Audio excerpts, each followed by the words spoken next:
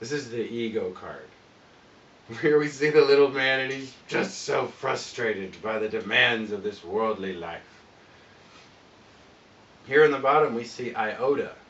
We see a drop about to hit the water. For indeed, that's what the ego really is. There's been a lot of misunderstanding about the ego. We've got to kill the ego, we've got to stop the ego. In the United States, everybody's got to have a strong ego just to live. The purpose of the ego is for survival of this body and all the things we're attached to of this world. The solution to help with the ego is not to try to kill it. It's just to remember its place.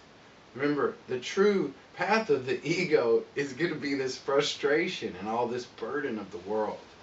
And the way of lightening that load is to remember that everything the ego thinks is so important, which is who you are on this world, is just a drop in the ocean. Just one little iota speck that will come to a death and end. That all of this ego-ness is temporary. That which will stay will be the substance of the living earth and the substance of the soul. And the ego will fade away.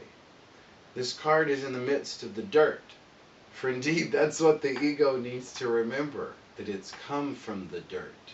That it's associated and made from the dirt. And that way it doesn't think of itself too highly, disconnected from everything. Identify, if you're struggling, with that drop, that iota, and let yourself be freed back into the ocean.